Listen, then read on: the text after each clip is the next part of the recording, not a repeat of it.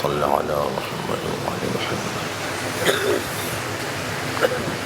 اعوذ باللہ من الشیطان الرجیم. بسم اللہ الرحمن الرحیم.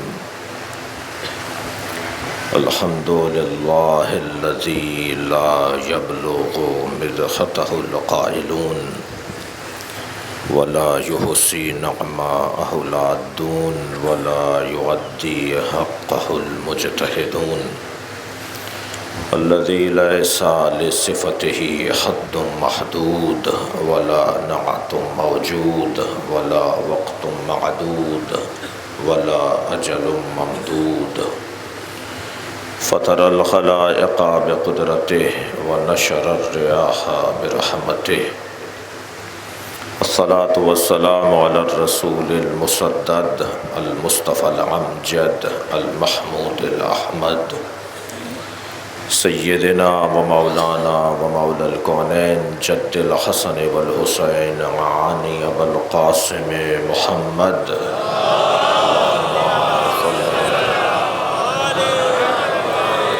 وآله الطيبين الطاهرين المعصومين الذين قال الله إنما يريد الله ليذهب عنكم الرجس أهل البيت ويطهركم تطهيرا.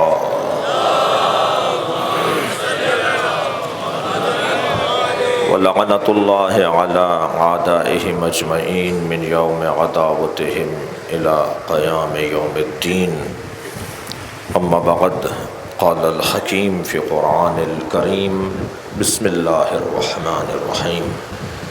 قل هو الله أحد الله الصمد لم يلد ولم يولد ولم يكن له كفوا أحد. صلوات.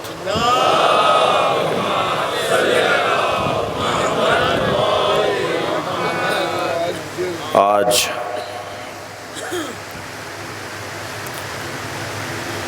قمری اور اسلامی سال تاریخ کا پہلا دن ہے.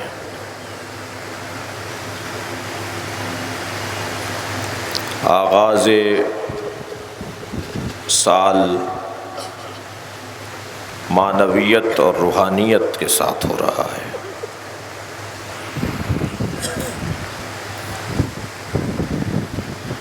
یہ دن ہمیں سال گزشتہ میں گزرنے والے معاملات، حادثات، واقعات، مشکلات، حتیٰ آسانیوں کو بھی یاد کرنے کی دعوت دے رہا ہے،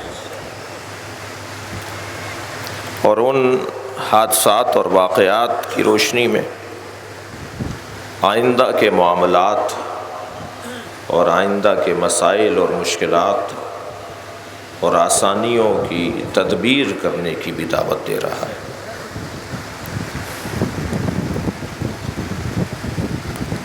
یہ آغاز سال در حقیقت ایک ایسے ذکر سے ہے جو ذکر ہمیں اللہ سے قریب بھی کرتا ہے اور ہمیں بشریت کا احساس بھی دلاتا ہے. اللہ اس انسان کو پسند نہیں کرتا جو اپنے رب کو بھلا دے اور رب کی مخلوق کو بھلا دے. قرآن مجید سورہ مبارکہ والعصر کے اندر تو اس بات کا اللہ نے خوب واضح طور پر اعلان کر دیا. وَتَوَاصَوْا بِالْحَقِّ وَتَوَاصَوْا بِالصَّبْرِ. ان 4 آیتوں میں پہلی 2 آیتیں بندے کا اپنے رب سے کیا رابطہ ہے وہ بیان ہوا ہے. وَالْعَصْرِ إِنَّ الْإِنسَانَ لَفِي خُسْرٍ إِلَّا الَّذِينَ آمَنُوا وَعَمِلُوا الصَّالِحَاتِ. یہ 2 چیزیں بندے کا اپنے رب سے کتنا تعلق ہے، اور باقی کی 2 آیات بندے کا بندے سے کتنا گہرا تعلق ہے. اللہ اسے پسند نہیں کرتا کہ جس کا تعلق اپنے رب سے تو بہت اچھا ہو، یہ ہو بھی نہیں سکتا. وہ نمازی نہیں ہے جو بشریت کا، انسانیت کا، خلق الہی کا احساس نہ رکھتا ہو.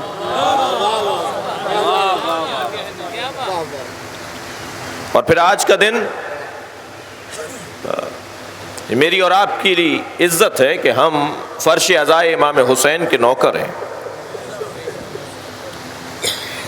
شیعہ امام حسین کی عزاداری کے مالک نہیں ہیں، شیعہ امام حسین کی عزاداری کے نوکر ہیں، اور نوکروں کو اپنی اوقات میں رہنا چاہیے، مالک کے مہمانوں کا خیال کرنا چاہیے. یہ دروازہ سب کے لیے کھلا ہوا ہے، یہ کسی خاص مزاج کے لوگوں کا نہیں ہے. اور پھر یہ کس نے کہہ دیا کہ ہماری ہے کربلا؟ توجہ چاہوں گا، یہ کس نے کہہ دیا کہ ہماری ہے کربلا؟ حق بات تم کہو تو تمہاری ہے کربلا. صلوات پڑھیں گے محمد و آل محمد کا. ہو جائے. لہذا اس فرش عزا پر آج کا دن جو آغاز سال بھی ہے اور آغاز عبادت الہیہ بھی ہے، سب کے لیے دروازہ کھلا ہوا ہے. یہ امام حسین کا خیمہ ہے، ہر آنے والے حر کے لیے کھلا رہنا چاہیے، کسی پر کوئی پابندی نہیں ہے. مجھے یہ حق نہیں پہنچتا کہ میں اپنے برابر میں بیٹھنے والے پہ تحقیق کروں کہ اس کا مسلک کون سا ہے. مجھ پر یہ حق نہیں، میرا یہ حق نہیں ہے، مجھے یہ حق نہیں ملتا کہ میں یہ تحقیق کروں کہ آنے والا ہندو ہے یا عیسائی ہے. عزیزان گرامی، اہل دقت بیٹھے ہوئے ہیں، آپ صاحبان احساس ہیں. معاشرہ اگر امن و سکون چاہتا ہے تو سوائے در حسین کے کہیں امن نہیں ملے گا. اگر سماج چاہتا ہے کہ کسی طرح معاشرے میں امن و امان بحال ہو، چین و سکون بحال ہو، نفرتوں کا خاتمہ ہو، شدت پسندی کا خاتمہ ہو، آخر کون ہے جو اس برسنے والی شدت پسندی سے سکون میں رہا، چین میں رہا، اسے کچھ ملا؟ حتیٰ جنہوں نے آگ لگائی تھی وہ بھی جل رہے ہیں. فائدہ انہیں بھی نہیں ہوا جنہوں نے اس ملک میں شدت پسندی کی آگ لگائی. شاید جنہوں نے شدت پسندی کی آگ لگائی آج سب سے زیادہ وہی اس آگ میں مبتلا ہیں. اور ہم الحمدللہ وہ لوگ من و مٹی کے نیچے دب گئے کہ جو عزاداری کو بند کروانا چاہتے تھے. نہ جانے کون سے جانور انہیں کھا رہے ہوں گے، لیکن ہم آج بھی چوک پر مجلس کر رہے ہیں. آج عزاداری امام حسین سالہ گزشتہ سے زیادہ آب و تاب کے ساتھ ہے. غور فرمائیں گے عزیزان گرامی، یہاں بات یہ ہے کہ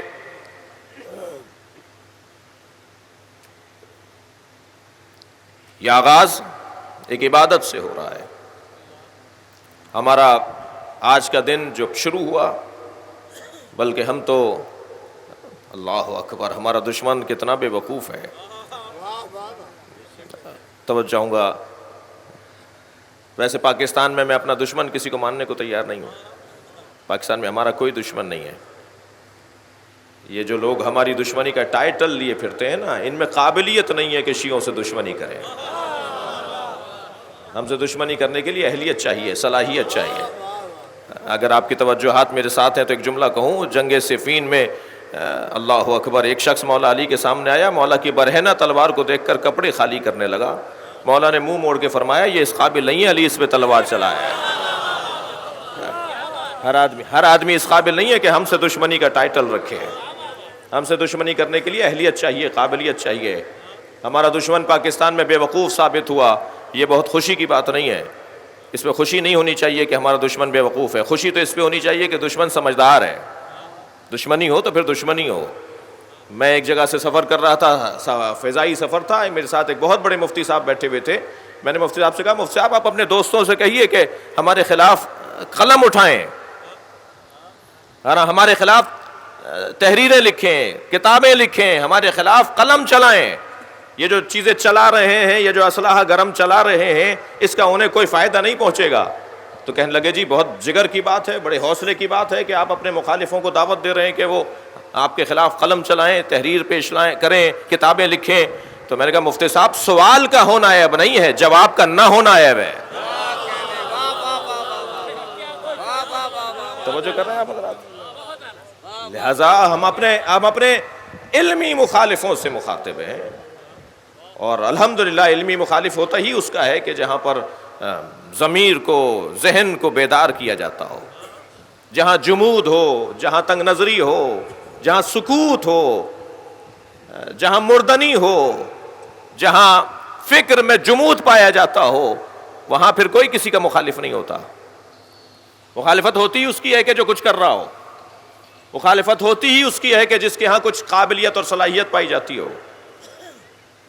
ہمارے خلاف علمی بات کی جائے، اور علمی مخالف ہونا اعزاز ہے، افتخار ہے، عزت ہے۔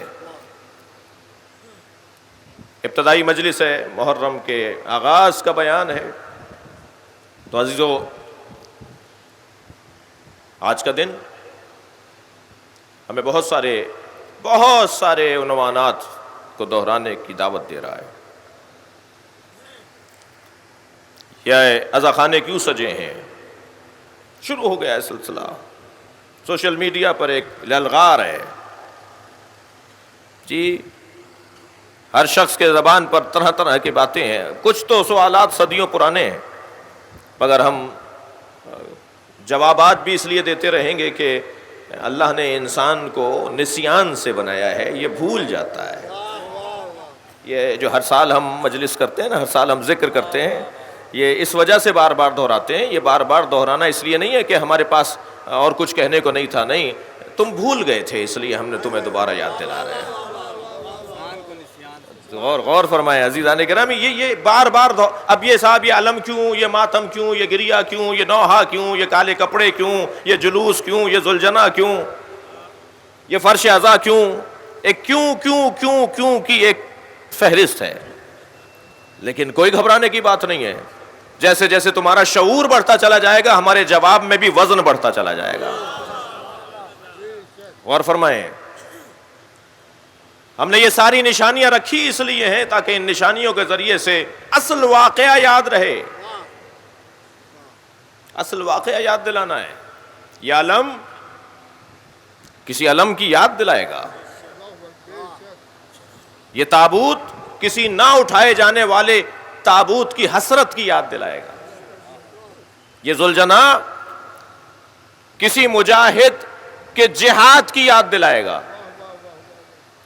یہ ماتم احساس، ضمیر کی بیداری، ذہن کی زندگی، وجود کی سچائی کا احساس دلائے گا۔ جہاں پر آنسو نہ ہو، جہاں پر گریا نہ ہو، جہاں احساس نہ ہو، جہاں توجہ نہ ہو، وہ جگہ کوئی اور ہوگی۔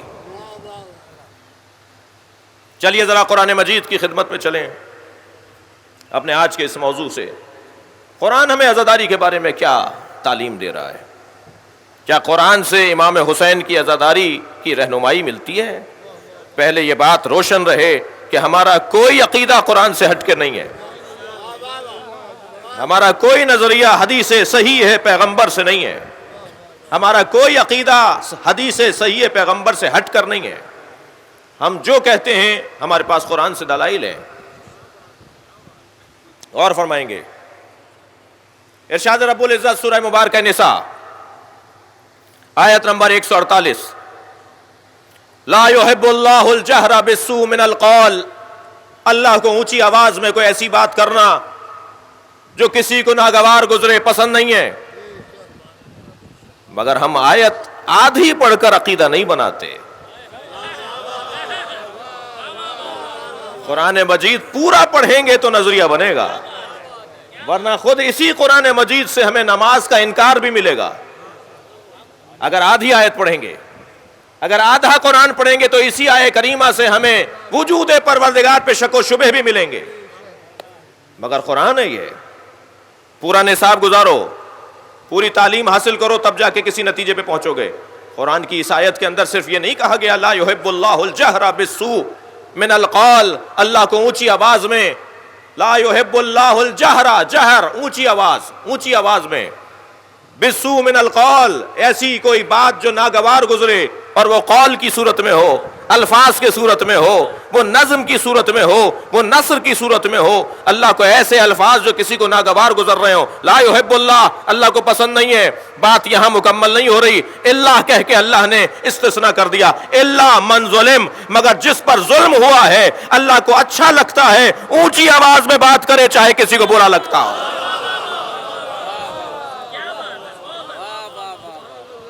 توجہ کر رہے ہیں؟ اب اسی آیہ کریمہ کو آپ اس کا مفہوم نکال لیجئے. یہ تو منطوق ہے نا، ہر کلام کا ایک منطوق ہے. میں جو کہہ رہا ہوں یہ منطوق ہے، اس کا جو برعکس ہوگا وہ مفہوم کہلائے گا. میں نے ایک جملہ کہا، یہ منطوق کہلائے گا منطق کی زبان میں، اور اسی چیز کا ایک مفہوم نکلے گا جو اس کے برعکس جملہ کہلائے گا.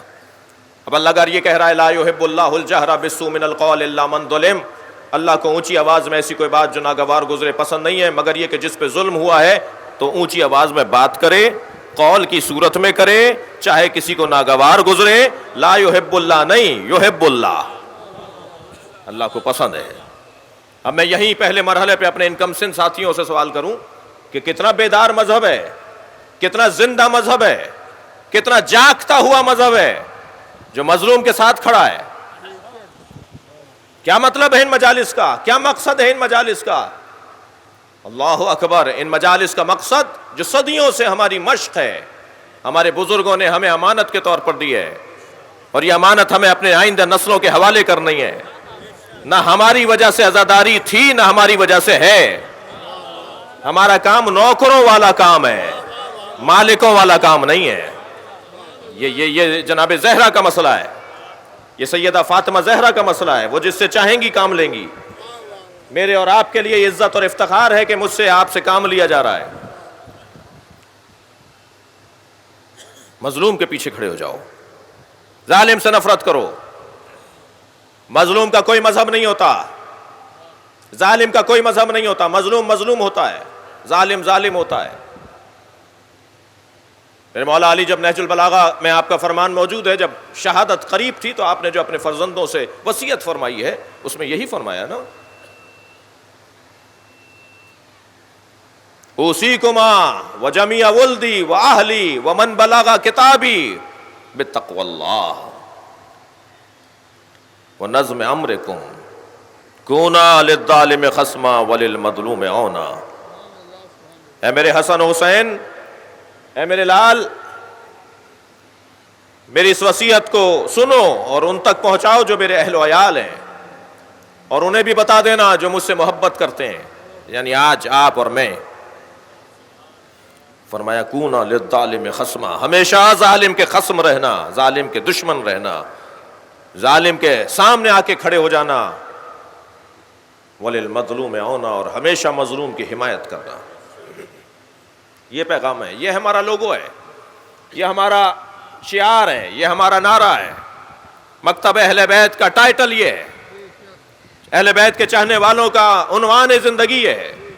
ہو نہیں سکتا کہ کوئی اہل بیت کا چاہنے والا ہو اور وہ مظلوم کا ساتھ نہ دے. ہو نہیں سکتا کوئی اہل بیت کا چاہنے والا ہو اور ظالم سے نفرت نہ کرتا ہو. قاعدہ قانون یہ کیا ہے؟ مجلس اعزا، تاریخ بشریت میں سب سے بڑا ظلم کربلا میں ہوا ہے.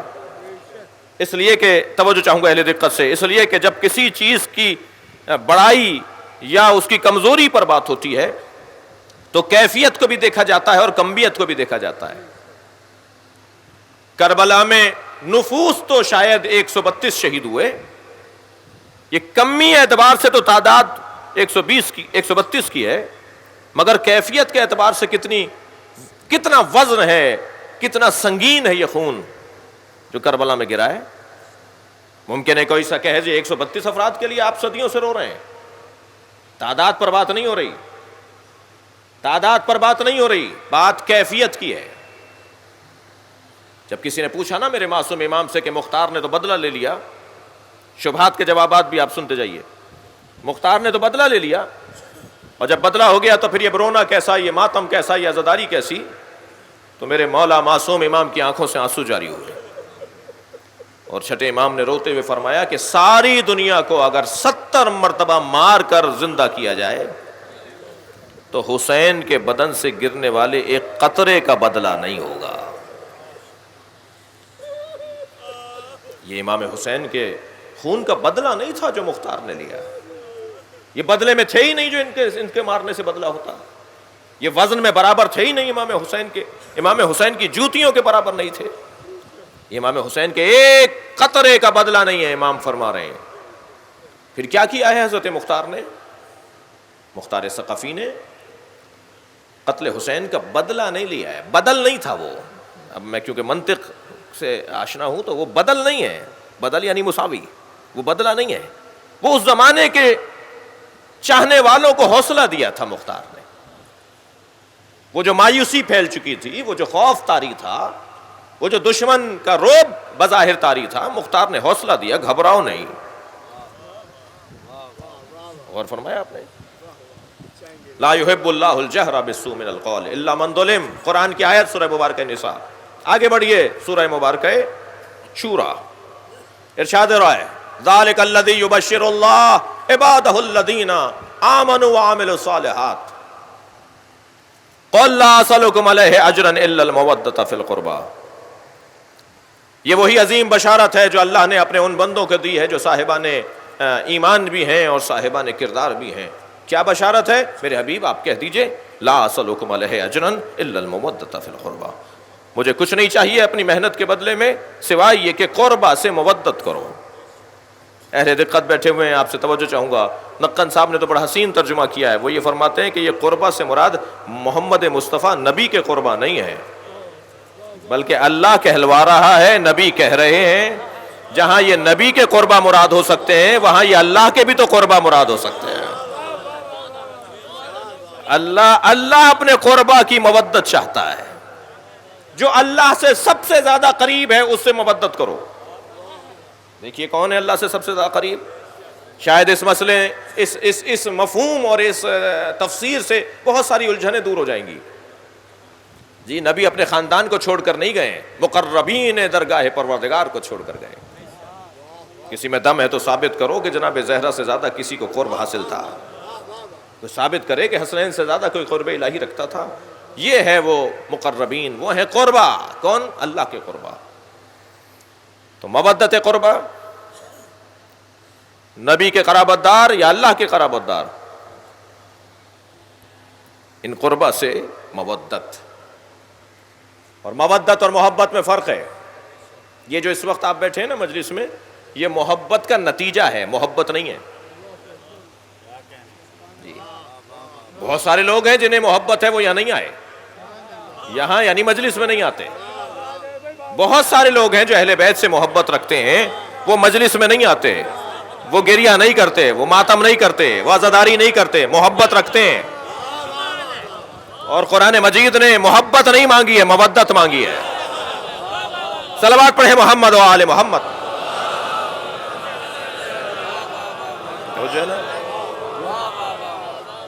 محبت اور مودت میں ایک موٹا سا فرق یہی ہے کہ جب تعلق قلب ہی قلب میں رہ جائے تو اسے محبت کہا جاتا ہے، اور جب یہ تعلق قلبی اعضاء و جوارح سے ٹپکنے لگے تو اسے مودت کہا جاتا ہے. اس پہ خرچہ کرنا پڑے گا، اس پہ جان دینا پڑے گی، اس پہ وقت لگانا پڑے گا، اس پہ اپنی مصروفیات کو ترک کرنا پڑے گا، اپنے کاموں کو چھوڑ کر امام حسین کی مجلس کو ترجیح دینا پڑے گا. یہ ہے مودت. یہ کیسی مودت ہے کہ نبی رو رہے ہیں اور امت کا ایک طبقہ نئے کپڑے پہن رہا ہے. یہ کیسی مودت ہے، یہ کیسا نبی سے پیار ہے، یہ کیسا اجر رسالت ہے کہ نبی کی آنکھوں میں آنسو ہیں. صواعق محرکہ میں جی ابن حجر اسقلانی نے، علماء اہل سنت نے اس روایت کو لکھا نہیں جو حضرت ام سلمہ فرما رہی ہے کہ میں نے خواب میں دیکھا عصر عاشور کہ نبی کے سر پہ عمامہ نہیں تھا، آنکھوں سے آنسو جاری تھے، چہرے پہ خاک لگی ہوئی تھی، اور آپ گریہ کرتے ہوئے فرما رہے تھے میرے حسین کو مار دیا. مودت. جب حضرت ابراہیم کی رحلت ہوئی، میرے بچے اور جوان لے جائیں ان دلیلوں کو اپنے دوستوں کو دینے کے لیے. نبی کے 4 سالہ فرزند حضرت ابراہیم حضرت ماریہ قبطیہ سے، ام المومنین حضرت ماریہ قبطیہ کے فرزند. ایک دن نبی نے اپنے ایک زانو پر حضرت ابراہیم کو بٹھایا ہوا اور ایک زانو پر امام حسین کو. ہم سن تھے دونوں، امام حسین اور ابراہیم دونوں ہم سن تھے، ایک سن و سال کے تھے. دونوں زانوؤں پہ دونوں بچے بیٹھے ہیں. تو جبریل نازل ہوئے وحی لے کر اور کہا اللہ نے پوچھا ہے کہ اگر ہم آپ کی اولاد کی قربانی مانگیں تو آپ کسے کس پہ قربان کریں گے؟ فرمایا میں اپنے ابراہیم کو اپنے حسین پہ قربان کر دوں گا۔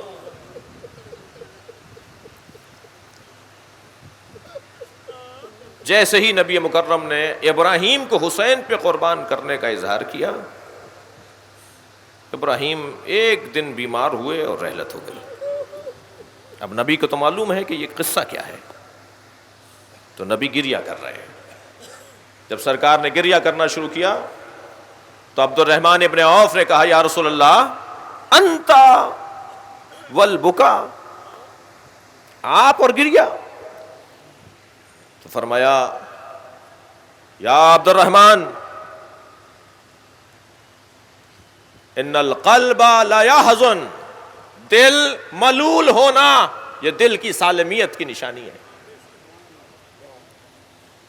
ان العین لا یدمع، آنکھوں سے آنسوؤں کا بہنا، یہ نبی کی حدیث سنا رہا ہوں میں آپ کو، آنکھوں سے آنسوؤں کا بہنا یہ آنکھوں کی سالمیت کی دلیل ہے۔ یہ نبی کے الفاظ ہیں۔ آنکھ ہوتی ہی وہ ہے جس سے آنسو نکلے، جس آنکھ سے آنسو نہیں نکل رہے وہ آنکھ نہیں ہے۔ جو دل ملول نہیں ہو رہا وہ دل نہیں ہے۔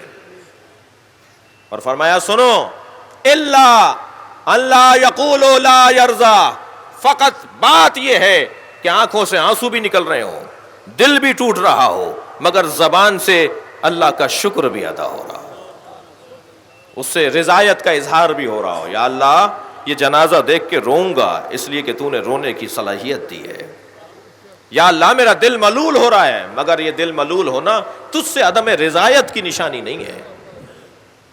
یہ نبی نے نظریہ دے دیا۔ جنازے پہ رونا، اللہ اکبر، زیادہ دور نہیں جائیے، قرآن مجید سورہ مبارکہ یوسف، لوگ کہتے ہیں قرآن سے ماتم دکھاؤ، آپ لوگ تھکے ہوئے تو نہیں بیٹھے نا؟ لوگ کہتے ہیں قرآن سے ماتم دکھاؤ، لوگ کہتے ہیں قرآن سے یا حسین دکھاؤ۔ میں ابھی قرآن سے یا حسین دکھاتا ہوں۔ حضرت یعقوب روزانہ، ایک دن نہیں، محرم میں نہیں، 10 دن نہیں، حضرت یعقوب نے سال ہائے سال روزانہ ماتم کیا ہے۔ اور کس کا ماتم کیا؟ جس کے زندہ ہونے کا یقین تھا۔ یہ نہیں کہا، یہ نہیں کہا جائے گا کہ زندہ ہو جاوید کا ماتم نہیں کرتے ہیں، زندہ ہو جائے۔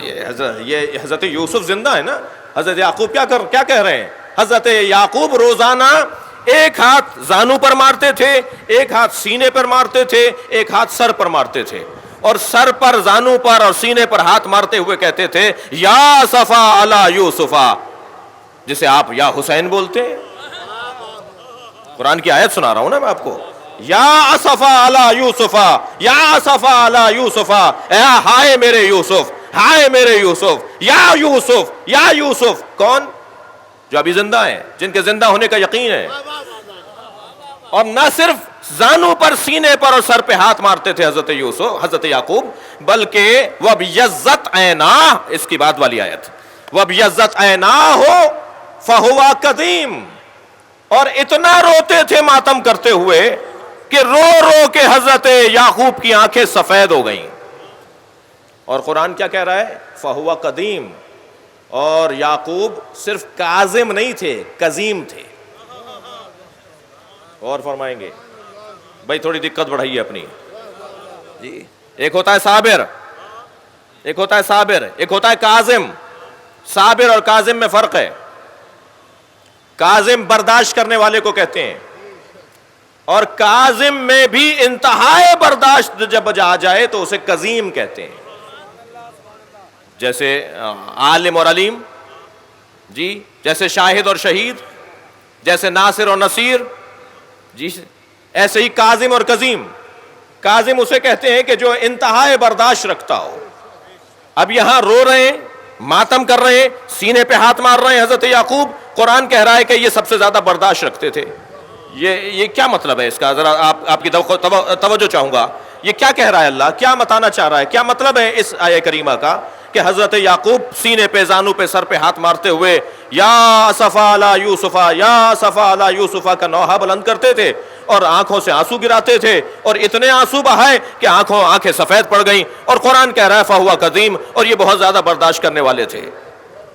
صرف ایک ہی بات تو سامنے آتی ہے، صفحہ تاریخ کو پلٹ کر دیکھیے، جنہوں نے یعقوب کے بیٹے حضرت یوسف کو کنویں میں ڈالا تھا وہ سامنے نظر آ رہے ہوتے تھے، تب بھی ماتم کرتے تھے اور برداشت کرتے تھے۔ بھائی غور کریں، بہت واضح پیغام ہے قرآن مجید کا کہ عزاداروں کو کیسے زندگی گزارنی ہے۔ خبردار خبردار، جنہوں نے اہل بیت پہ ظلم کیا وہ سامنے آ جائیں یا ان کے چاہنے والے سامنے آ جائیں، تم اپنے ماتم سے ہاتھ نہ اٹھانا، برداشت کرو، ان سے ملاقاتیں کرو، ان سے دوستیاں رکھو، ان سے آنا جانا رکھو، ان کے ساتھ کھاؤ پیو۔ بھائی اور کتنا پیغام واضح ہوگا؟ قرآن ہمارے لیے رہنما ہے یا نہیں ہے؟ قرآن کہہ رہا ہے کہ یہ ماتم بھی کرتے تھے، روتے بھی تھے، فہو کظیم، اور برداشت بھی کرتے تھے۔ کس بات کو برداشت کرتے تھے؟ ان بیٹوں کو روزانہ دیکھتے تھے جنہوں نے حضرت یوسف کو کنویں میں ڈالا تھا، مگر اپنے بیٹوں کو اپنے گھر سے نہیں نکالا۔ بھائی آپ لوگ اگر تھوڑا سا، میں بہتوں کی زیارت نہیں کر پا رہا ان روشنیوں کی وجہ سے، مگر آپ احساس دلائیے کہ آپ یہاں پر ہیں، غور کریں۔ میں نے حضرت ابرار صاحب کے والد کی مجلس چہلم میں ایک جملہ کہا تھا، یا تکرار کر رہا ہوں کہ ہمیں تو ہماری بزرگ خواتین نے، ہماری بواؤں نے، ہماری بزرگ عورتوں نے ہمیں گھر سے اتحاد بین المسلمین کا پیغام دیا ہے، اٹھتے بیٹھتے کہا ہے کہ یہ بڑے بھائی ہیں جی۔ اذان آتی ہے 8 منٹ پہلے تو بڑی بوڑھیاں کہتی تھیں بچیوں سے کہ ذرا سر پہ دوپٹہ رکھ لو، بڑے بھائیوں کی اذان ہو رہی ہے۔ تو ہم تو کوئی ہمیں دیکھ تھوڑی رہا ہوتا تھا، ہمارے بڑوں نے ہمیں سکھایا ہے کہ بڑا بھائی ہے۔ یہ اور بات ہے کہ بڑے بھائیوں نے ہی حضرت یوسف کو کنویں میں ڈالا تھا۔ صلوات پڑھ لیں ذرا محمد و آل محمد۔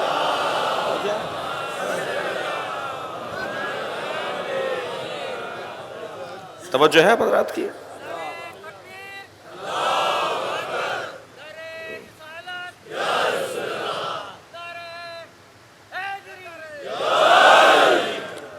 قرآن مجید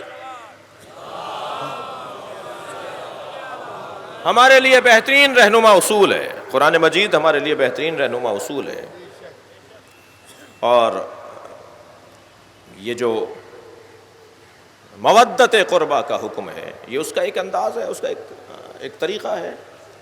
میں اپنی مجلس میں کہہ چکا ہوں، اپنے بیان میں ابھی کہہ چکا ہوں کہ صرف امام حسین کی عزاداری شیعہ نہیں کرتے، طریقے مختلف ہیں۔ آج غیر مسلموں کے ہاں امام حسین کا ذکر ہے، یسوع حسین کے اوپر نوحے پڑھے جا رہے ہیں چرچوں میں، چرچز میں امام حسین اور حضرت عیسیٰ کے اوپر ماتم ہو رہا ہے۔ قرآن مجید کہہ رہا ہے، حضرت یعقوب کے قصے کو بیان کر رہا ہے، میں ابھی بیان کر چکا آپ کے سامنے۔ تو کیوں کر رہے ہیں عزاداری؟ کیوں کر رہے ہیں امام حسین کی یاد کا انعقاد؟ قربا سے مودت، قربا سے مودت۔ میرے بھائیوں کو متوجہ کرنے کی ضرورت ہے۔ دیکھیے، ہم جب تک برداشت کو ایجاد نہیں کریں گے، جب تک تحمل مزاجی کا اظہار اور اس کو اپنائیں گے نہیں، اس وقت تک معاشرہ امن و چین اور امن و امان سے بحال نہیں ہوگا۔ مجھے انہیں برداشت کرنا ہوگا، انہیں مجھے برداشت کرنا ہوگا۔ نہ پوری دنیا کے سنی مل کے شیعوں کو ختم کر سکتے ہیں، نہ پوری دنیا کے شیعہ مل کے سنیوں کو ختم کر سکتے ہیں۔ تو جو کام آپ کر نہیں سکتے، بعض لوگوں کی خواہش کیوں ہے؟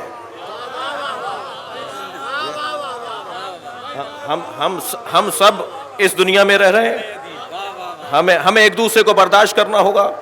کوئی اس انداز سے امام حسین کی یاد مناتا ہے، نبی کی یاد مناتا ہے، کوئی سیرت کے جلسے کرتا ہے، کوئی میلاد کے جلسے کرتا ہے، کوئی اہل بیت کے غم میں اس انداز سے مبتلا ہوتا ہے، کچھ اس انداز سے مبتلا ہوتے ہیں۔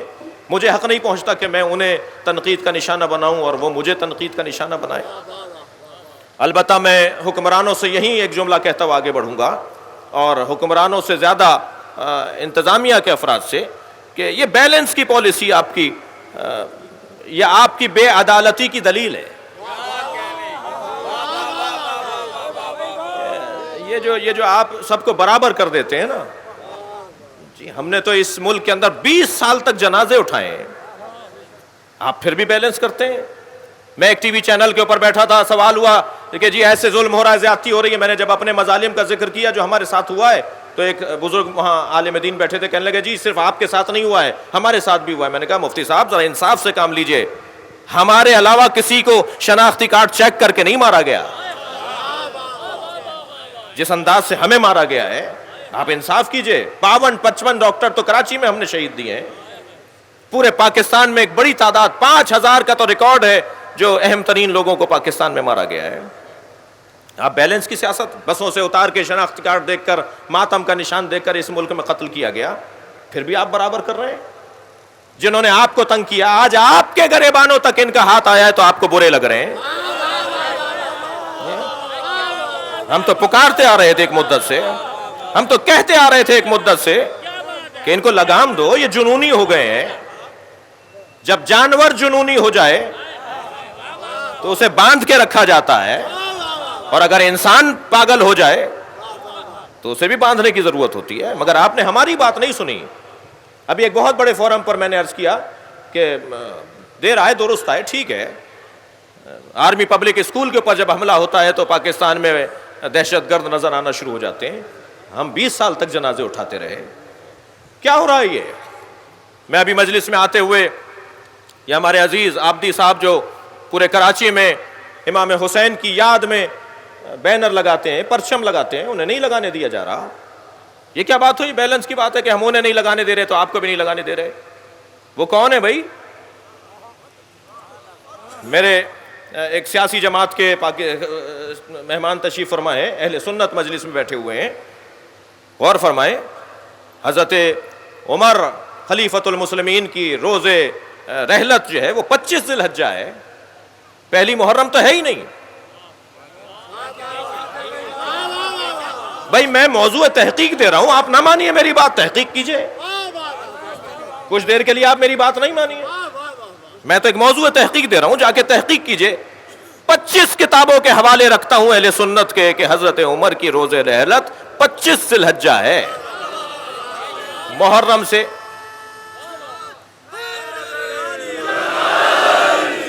سے 5 دن پہلے حضرت عمر کا قتل ہوا ہے، فیروز ابو لولو نے قتل کیا ہے، جی مجوسی تھا، اس نے قتل کیا۔ ایک طویل داستان ہے کہ آخر اس کی دشمنی کیا تھی حضرت عمر سے، لیکن ایک تاریخ ہے اور ہم مذمت کرتے ہیں ایسے قتل کی، ہم علی کے چاہنے والے ہیں۔ حضرت امام علی نے، مولا علی نے حسنین کو حضرت عثمان کے دفاع میں کھڑا کیا تھا۔ علی کو سمجھنے کے لیے دماغ کو عالی کرنا پڑے گا۔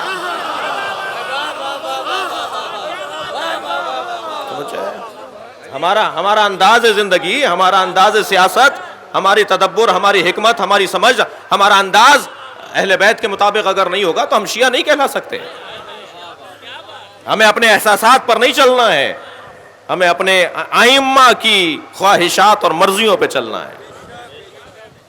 کوئی تعلق نہیں ہے پہلی محرم سے، لیکن بہرحال اب سے 10 سال پہلے، 12 سال پہلے مجھے یاد ہے کہ جی پہلی محرم کے مبارکباد کے میسج چلتے تھے، سال کا پہلا دن ہے مبارک ہو، اب میسج نہیں چلتے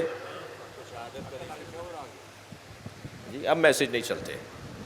کیا ہو گیا بھائی؟ کوئی تبدیلی آ گئی؟ پہلا دن نہیں رہا محرم کا پہلا دن، پہلی تاریخ کیا سال کا پہلا دن نہیں رہا؟ میں دعوت تحقیق دے رہا ہوں اپنے سننے والوں کو اور آپ کے توسط سے اپنے عزیزوں کو، پاکستان کے علاوہ کسی ایک ملک میں ثابت کیجئے پہلی محرم حضرت کی تاریخ رحلت منائی جاتی ہو۔ کیا یہیں سب سے اچھے سنی رہتے ہیں؟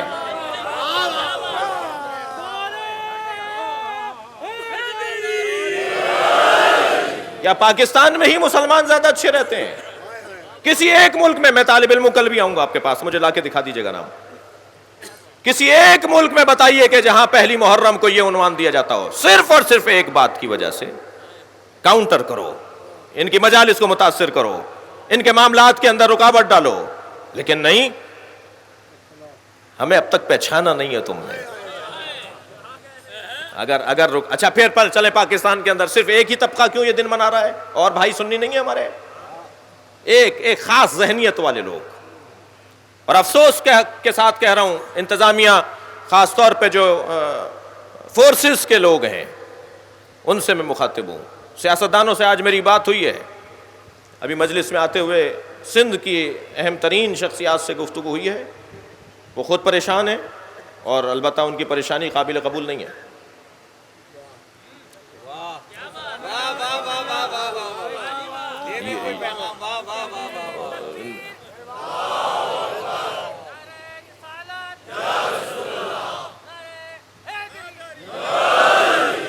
ہاں یہ جو فلاں پرچم, یہ جو پرچم نہیں لگائے گئے, مجھے امید ہے کہ انشاءاللہ کل تک اور بات آگے بڑھے گی. اور شہر عزا ہے یہ تو پاکستان کو اللہ کا شکر ادا کرنا چاہیے کہ پوری دنیا میں اردو زبان کی عزاداری میں کراچی سب سے آگے ہے. میرا موضوع نہیں ہے, چلے جائیے سوشل میڈیا پر ایک بہت بڑے صحافی کی تحقیق موجود ہے جو انہوں نے ایک نجی ٹی وی چینل پر پیش کی ہے. یہ ایام عزا کسی کو تنگ کرنے کے لیے نہیں ہے, لوگوں کو ترقی دینے کے لیے. ایئر لائنز کا بزنس 4 برابر زیادہ ہو جاتا ہے. کوئی دکاندار ایسا نہیں ہے جو محرم میں اپنی خرید و فروخت نہ کرتا ہو. ایک مرتبہ معیشت بدل کے رہ جاتی ہے, رنگ بدل جاتا ہے حسین کے نام پر, کوئی پریشان نہیں ہوتا. یہ تم 2 دن روڈوں اور جلوسوں کو بند کرنے کے اوپر جب تنقید کرتے ہو تو میں ان سے مخاطب ہوں کہ امام حسین کے نام پہ تمہیں رزق مل رہا ہے, رنگ ہی کچھ اور ہو جاتا ہے. خبردار, میں چاہوں گا کہ کل تک جو سندھ حکومت ہے وہ بھی اور جو انتظامیہ ہے وہ بھی اپنے اس انداز کو تبدیل کریں. کوئی نام وام کا مسئلہ بھی نہیں ہے, مجھے نہیں لگتا کہ کوئی نام کا مسئلہ ہے کہ جی ان کے نام کا لگے گا تو وہ لگے گا ورنہ نہیں لگے گا. نہیں, آپ لگا دیجئے. آپ عزادار نہیں ہیں کیا؟ آپ مسلمان نہیں ہیں؟ میں سندھ کے بڑے آدمی سے بات کروں, آپ سید نہیں ہیں؟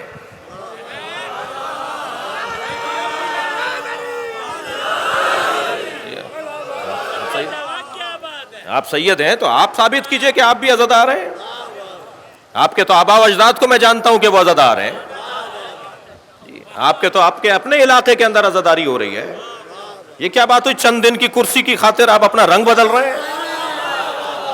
اور میں ایک جملہ ان کو بشارت کے طور پہ کہہ دیتا ہوں, اگر آج آپ نے حسین ابن علی سے محبت کا اظہار کر دیا تو یہ کرسی پکی رہے گی ورنہ یہ ہلنے والی ہے.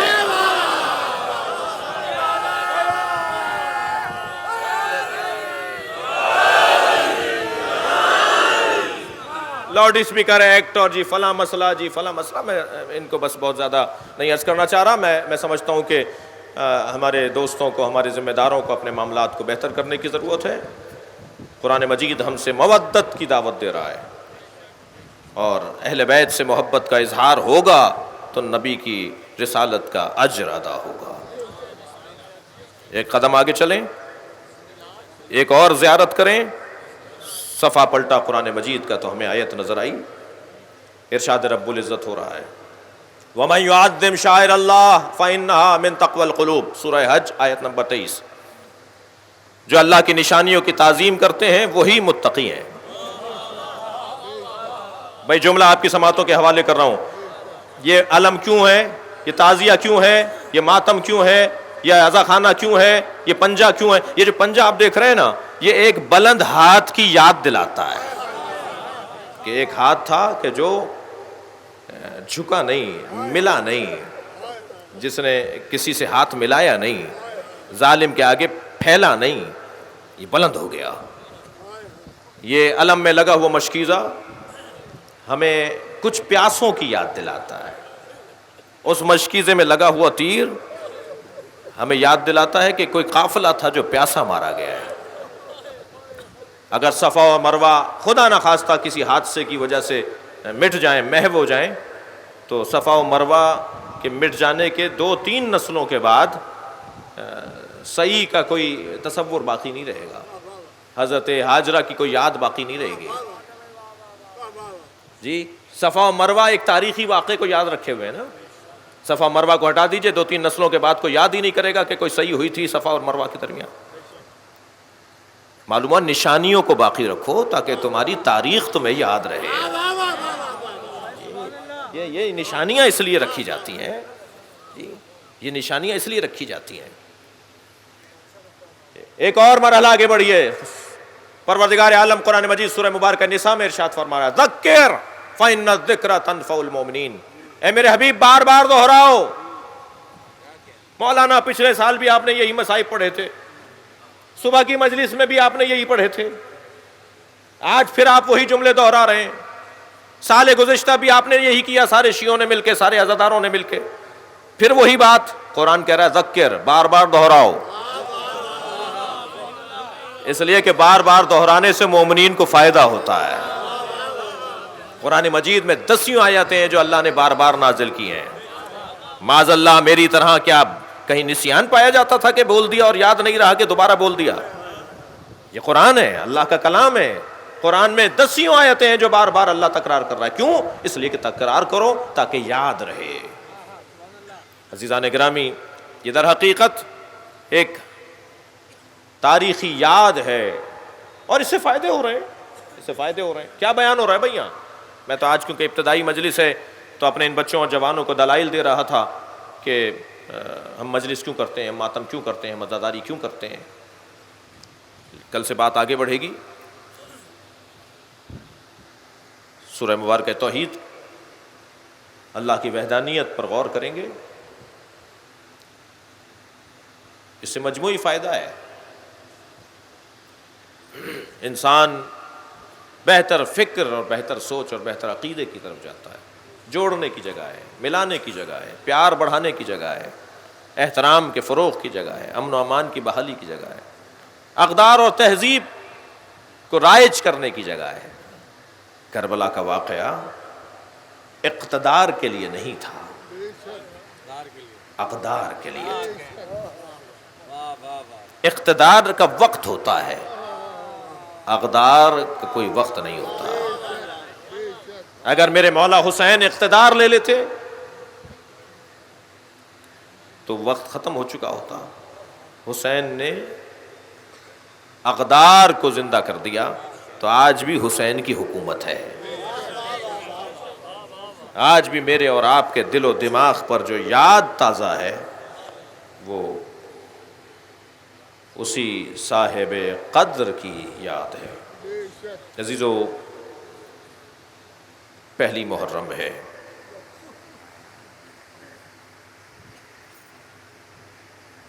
یہ عزاداری یا آپ کی آنکھوں سے بہتے ہوئے آنسو، یہ امام حسین کی یاد، یہ در حقیقت ہمیں کچھ دیر کے لیے کربلا لے جاتی ہے.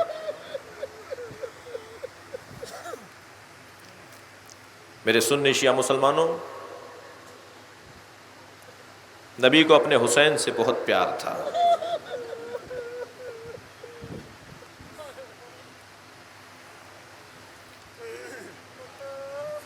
ایک جگہ سے گزر رہے ہیں کہ ایک گھر سے رونے کی آواز آئی، ایک بچے کے رونے کی آواز. نبی نے فوراً دروازہ بجا دیا. آنے والی خاتون سے کہا اس کی آواز میرے حسین سے ملتی ہے، اسے خاموش کرواؤ، اسے پیار دو. اصحاب پیغمبر رضوان اللہ تعالی علیہم کہتے ہیں کہ ہم سرکار کے ساتھ گزر رہے تھے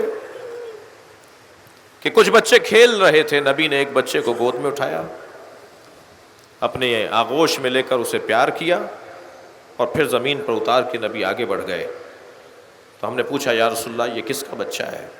فرمایا مجھے اس سے غرض نہیں کہ یہ کس کا بچہ ہے، مجھے تو اس سے غرض ہے یہ میرے حسین سے پیار کرتا ہے. اجرکم اللہ.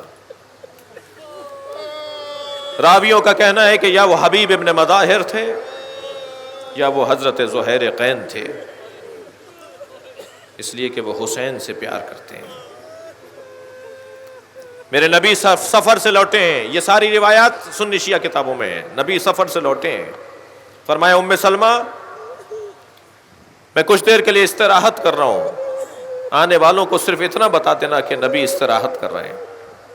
کچھ ہی دیر میں 3 یا 4 سالہ سن حسین ابن علی کا نانا کے حجرے میں جا رہے تھے. آگے بڑھ کے نانی نے روک لیا، حسین تمہارے نانا آرام کر رہے ہیں. تو ایک جملہ کہہ کر لوٹے، نانی کیا مجھے بھی روکا ہے؟ کہا اے حسین تمہارے نانا نے تخصیص نہیں لگائی. بس یہ جملہ سن کے حسین لوٹے، واپس ہوئے کہ حضرت ام سلمہ فرماتی ہیں کہ نبی اپنے حجرے سے اس حالت میں باہر آئے کہ سر پہ عمامہ نہیں تھا، نبی کا ابا ان کے دوش پر نہیں تھی، اور ایک مرتبہ گئے ہیں اس جانب کے جہاں حسین جا رہے تھے، اور ام سلمہ سے یہ کہتے ہوئے گزرے، ام سلمہ تم نے حسین کو لوٹا دیا. آگے بڑھ کر امام حسین کو آغوش میں لیا، لے گئے اپنے حجرے میں. بی بی فرماتی ہیں کہ کچھ دیر کے بعد میں نے نبی کے رونے کی آواز سنی، اور آواز اتنی بڑھ رہی تھی کہ میں مجبور ہوئی کہ حجرے میں جا کر دیکھوں کہ نبی ایسے کیوں رو رہے ہیں. تو میں جب گئی تو میں نے دیکھا کہ نبی نے اپنی قمیص اتاری ہوئی ہے اور حسین کو اپنے سینے سے لگایا ہوا ہے، اور کبھی گلے کا بوسہ لے رہے ہیں، کبھی لبوں کا بوسہ لے رہے ہیں، کبھی سینے کا بوسہ لے رہے ہیں. میں نے کہا یا رسول اللہ کیا ماجرا ہے، آپ ایسے مضطرب کیوں ہو گئے؟ فرمایا ابھی جبریل نے مجھے آ کے بتایا ہے کہ اللہ کے رسول آپ کا یہ حسین کربلا میں بھوکا پیاسا مارا جائے گا. ابھی تو امام حسین زندہ ہے نا، ابھی تو امام حسین نبی کی گود میں ہے، اور نبی شہادت سے پہلے حسین پہ گریا کر رہے ہیں. عزیزدارو، ہمارے بزرگ علماء کا بڑا عجیب انداز رہا ہے. حضرت آیت اللہ عبداللہ شیرازی خواب دیکھتے ہیں کہ امام حسین کی مجلس ہے اور امام حسین کے سامنے دفتر رکھا ہوا ہے، اور حضرت فرما رہے ہیں کہ فلاں کا نام کاٹ دو اس لیے کہ وہ ہمارا ذاکر نہیں ہے، اور جعفر شیرازی کا نام لکھ دو وہ ہمارا ذاکر ہے. حضرت عبداللہ شیرازی بہت بزرگ ہمارے مراج تقلید میں گزرے ہیں. وہ فرماتے ہیں کہ مجھے یہ سوال ہوا کہ حضرت جعفر شیرازی تو مدرس ہیں، ایک ٹیچر ہیں، ایک معلم ہیں، وہ تو مجلس نہیں پڑھتے، اور امام نے اپنے دفتر میں ذاکروں میں ان کا نام لکھوایا ہے. کہتے ہیں میں ان کے گھر چلا گیا، میں نے کہا حضور یہ بتائیے کہ آپ مجلس بھی پڑھتے ہیں؟ فرمانے لگے کہ میں درس دیتا ہوں لیکن مجھے یقین ہے کہ میرا درس مجھے نہیں بخشوائے گا، حسین کا ذکر مجھے بخشوائے گا. اس لیے میں اپنے درس کے بعد ہر کچھ دن کے بعد اپنے گھر میں اپنے اہل خانہ کو جمع کرتا ہوں اور مقتل کی کتاب کھول کر کوئی ایک واقعہ حسین ابن علی کا پڑھتا ہوں، خود بھی روتا ہوں، اپنے گھر والوں کو بھی رلاتا ہوں. پھر بتایا کہ میں نے آج رات کو امام حسین کو خواب میں دیکھا ہے اور امام حسین آپ کو اپنے ذاکروں میں شمار کر رہے ہیں. اللہ اکبر. حضرت آیت اللہ گل پائیگانی کتنا بڑا نام ہے ہمارے بزرگ علماء میں. ضعیف العمر ہو گئے تھے، ہر روز درس سے خارج کے بعد بیٹھ جاتے تھے اور ایک ذاکر کو بٹھاتے تھے کہ کوئی مرثیہ سنا دو. پہلا دن ہے محرم کا، ہم آمادہ ہیں گریہ کرنے کے لیے، کہ کوئی ایک منوحہ سنا دو، کوئی ایک مرثیہ حسین کا سنا دو.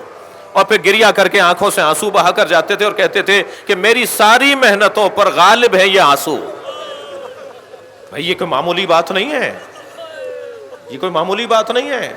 اور پھر روز عاشورہ حضرت آیت اللہ گل پائیگانی خود ایک نوحہ پڑھتے تھے، مائک ہاتھ میں لے لیتے تھے اور عزادار جب آ رہے ہوتے تھے تو ایک نوحہ پڑھتے تھے. اس نوحے کے 2 مصرے مجھے میرے ذہن میں ہیں، وہ نوحہ پڑھ رہے ہیں، فرما رہے ہیں کہ آتش بے آشیان مرغی نمی زنند.